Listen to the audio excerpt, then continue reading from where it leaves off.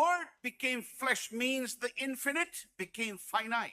The eternal God entered into time. Invisible became visible because the word became flesh. If Jesus did not become a man, he could not be tempted.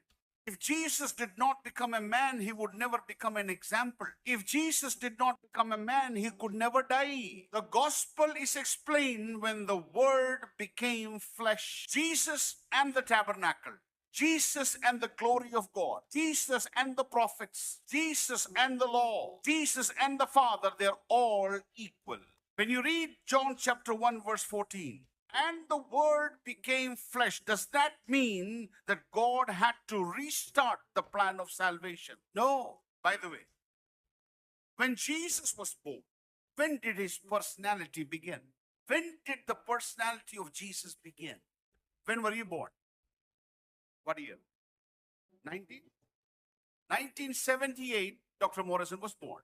So his personality began in 1978.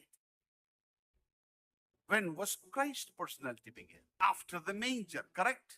That is why we don't worship Mother Mary. If Christ's personality began at the birth, then we will worship Mary. But Christ's personality was, in the beginning was the Word, and the Word was with God, and the Word became flesh. Personality was, it continued after the birth. It was not a new personality. Old Testament and New Testament is not two separate books. It is two books about the same story. When Jesus came, it was not the beginning of the gospel. It was the continuation of the gospel, next chapter. If you're a student of the Bible, let me tell you, the best way to remember Old Testament and New Testament, very best way.